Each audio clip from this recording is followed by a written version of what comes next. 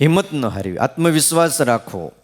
ભૌતિક માર્ગે પણ સાહસ કરનારા વ્યક્તિઓ ખૂબ પામ્યા છે. સામાન્ય ખેડૂના કુટુંબમાં જન્મ લેનારો. તમને એક પ્રસંગ આપું. અભ્યાસમાં ઢગલાનો ઢ કહેવાતો. તમે જુનાગઢ જાઓ ને, અશોકનો શિલાલેખ છે, પથ્થર ઉપર લખેલું છે. મહારાજા અશોક થઈ ગયા ને, ત્યાં લખાણમાં બધું ઘણું લખ્યું છે. એમાં અમુક વંચાય, અમુક ન વંચાય. ઘણા અક્ષરો વર્ષો થઈ ગયા, જૂના થઈ ગયા છે, પણ તમે ત્યાં જાયજો, ઢગલાનો ઢ એવો ને એવો છે.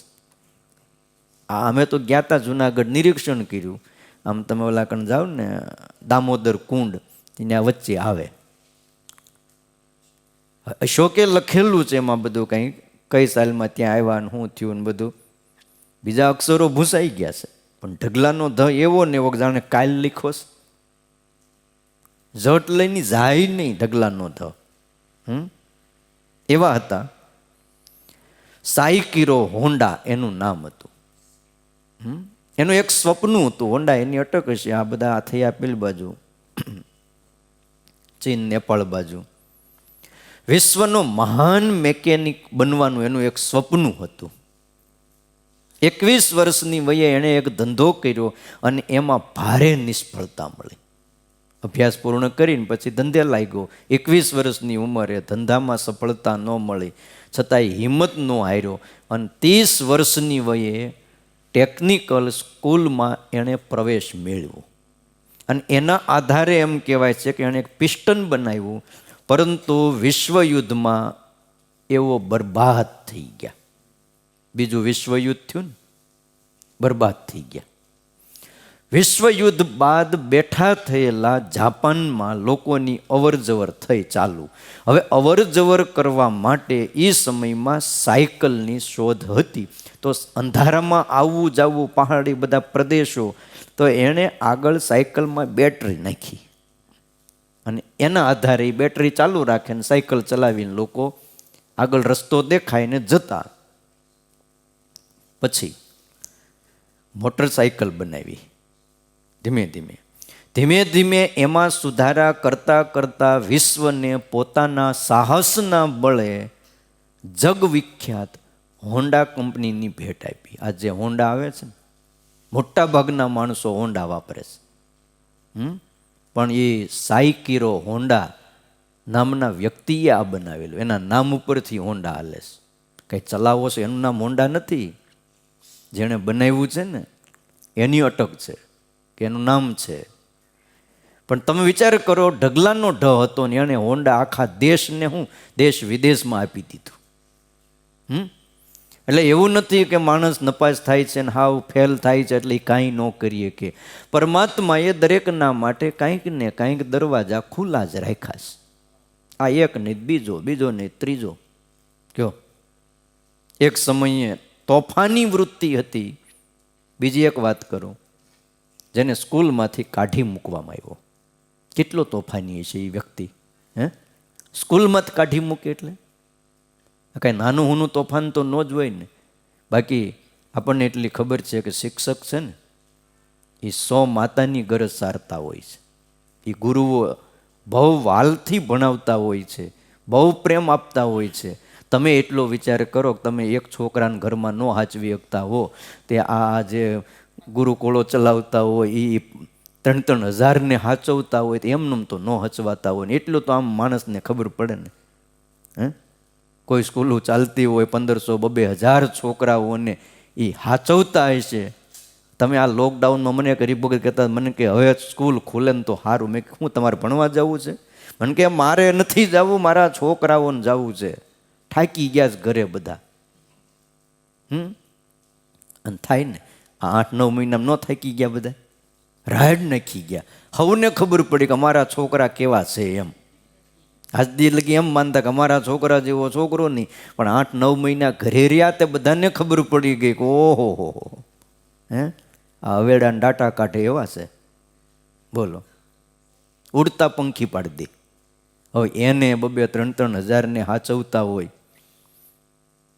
તોફાની વૃત્તિ સ્કૂલમાંથી કાઢી મૂક્યો. એ જ યુવાન બૌદ્ધિક સાહસ દ્વારા માઇક્રોસોફ્ટ કંપનીનું એણે નિર્માણ કર્યું એ જ યુવાન એટલે બિલ ગેટ્સ કહેવાય છે, જેનું નામ છે જગતમાં. હે, માઇક્રોસોફ્ટ જે કંપની હાલે છે આજે છે, બોલો, આખી દુનિયામાં હાલે છે. હવે તમે વિચાર કરો, એને તોફાની મારીને કાઢી મૂક્યો હતો અને એણે કેવું દુનિયાને આપ્યું. એટલે આપણે જેને નકામા માનતા હોય, આમાં કાંઈ નથી, એમાંય કંઈક હોય, પણ આપણને ન દેખાય. તમે એટલો જ વિચાર કરો, પરમાત્માએ એને માણસનો દેહ આપીને ધરતી ઉપર મોકલ્યો છે, તે ભગવાનને ખબર નહીં પડતી હોય? આપણને જ ખબર પડે છે. ભગવાન કરતાં આપણને બુદ્ધિ વધારે આવી ગઈ છે. ક્યારેક વિચાર કરીએ તો આપણને ખબર પડે કે પરમાત્માએ એને માનવ તરીકે મોકલ્યો છે, તેમાં કંઈક છે, પણ એને બિચારાને યોગ નથી. અને જેથી એને જે કરવું છે એ મળી જાય ત્યારે એ દુનિયામાં સિતારાની જેમ ચમકશે. IIMમાં જોડાયા પછી એક સામાન્ય પ્રોગ્રામર હતો. દરરોજ 20 કલાક કામ કરતો, રાત્રે પણ 3 વાગ્યે પોતાની રૂમે આરામ કરવા જતો. 20 કલાક કામ એટલે 24 કલાકમાંથી 3 કલાક આરામ થાય અને 1 કલાક નાવા ધોમ જાય છે. જો સવારે 7 વાગ્યે કામે લાગી જાય, સાહસ કરી પોતાની પત્નીના ઘરેણાં વેચી નાખ્યા એને અને કંપની બનાવી, જેમાં આજે 1.5 લાખ ઉપર લોકો કામ કરે છે એ કંપનીમાં. બોલો, જેનો વાર્ષિક નફો એમ કહેવાય છે 1000 કરોડ રૂપિયા છે. અને એ કંપની છે ઇન્ફોસિસ. અને સાહસિક યુવાન એટલે આપણા દેશનો નારાયણ મૂર્તિ કહેવાય છે. તમે સાહસ જુઓ, માણસને થોડીક તકલીફ પડે અને મરવાના વિચાર કરે. શિક્ષાપત્રી વાંચો, સ્વામિનારાયણ ભગવાન ના પાડે છે કે અમારા આશ્રિતોએ આ ન જ કરવું. બાધાએ કબ બાધ સકી હે આગે બળને વાલે કો, બાધાઓ કબ બાધ સકી હે આગે બળને વાલે કો, વિપદાએ કબ રોક સકી હે પથ પર ચલને વાલે કો. તમે તમારા માર્ગે હાલ્યા જાઓ, આપત્તિઓ એને રોકી નથી શકતી. પ્રચંડ પુરુષાર્થના કારણે આપણા ભારત દેશના લોખંડી પુરુષ કહેવાય સરદાર વલ્લભભાઈ પટેલ. 563 ભૂલતો ન હોય તો રજવાડા એને સંગઠિત કરી દીધા. બોલો, 592 રજવાડાઓ ભેગા કરી દીધા. શેનાથી ભેગા કર્યા? 2 રાજા ભેગા ન થાય ભાઈ. ધાર્મિક સ્થાનમાં 2 મોટા મહંતો ભેગા નથી થઈ શકતા, જેને બધુંય જ્ઞાન હોય છે, બધુંય સાર જાણતા હોય છે, એમ કહેતા હોય સંસાર ખોટો છે, સબ કુછ જૂઠા હૈ, સબ કુછ અસત્ય હૈ. પણ તમે 2 જણા હરખા આમ કેટેગરીના ભેગા કરો તો વો આતે હૈ તો હમ નહીં આતે. अरे क्या तकलीफ है महात्मा जी आपको? तो को उनको बुलाया है तो बुला लो उनको, उनके हाथ से सब करवाना तो करवा लो, हमेरी क्या जरूर है? अरे भाई तुम्हारी भी जरूरत है, आओ न बापा पगला पाड़ो. तो हम अभी नहीं आते, दोबारा आएंगे. लो क्या लायो? आ केवा पुरुष છે, બધાય રજવાડા ભેગા કરી દીધા, ધ્યેય પાર પાડ્યું, અખંડ રાષ્ટ્રનો દરજ્જો ભારતને અપાણો. આ સરદાર વલ્લભભાઈએ કર્યું. અને એણે આ બધું જોયું હોય, અંગ્રેજોની ગોળીઓ છૂટતી હોય ને અમે, અને તમે જોવો ને તો હાવ અંધકારમય વાતાવરણ હતું આજથી 70 વર્ષ પહેલા. દિશા જ જડે નહીં કે આપણે હવે આપણું ભારત લેવું કેવી રીતે. અને કાંઈ આપણું મકાન હતું, એક મકાને કોકના હાથમાં વહી જાય ને તો એ 10-20 વર્ષે હાથમાં આવે છે, આપણે ગઢા થઈ જાય, ગુજરી જાય. કોકને ભાડે આપ્યું અને મારી કાંઈક હક જમાવી દીધો હોય તો કેસ સુલટતા વર્ષો વયા જાય. તો આ આખો દેશ લેવો છે ભાઈ. અને એ અંગ્રેજોના હાથમાં, અને એવા બુદ્ધિશાળી અને બધી રીતે અસ્ત્ર શસ્ત્રમાં તૈયાર, બધી રીતે પૈસે ટકે સુખી અને બધી રીતે પહોંચેલા.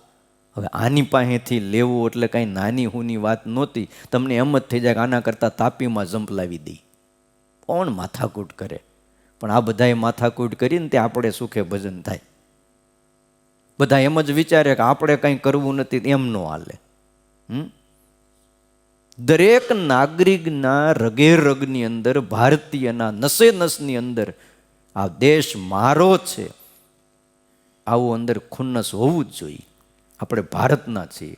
પ્રતિજ્ઞા રોજ કરાવે છે, ભારત મારો દેશ છે, ભારતીયો મારા ભાઈ બહેન છે. હવે તો બધું વયું ગયું. તમારે તો ઉંમર થઈ ગઈ, છોકરાઓ સ્કૂલમાં બોલે, પણ બોલવા પાછળનો અર્થ એવો છે કે તમે આ વાતને જીવનમાં ચરિતાર્થ કરો. તમે કોણ છો?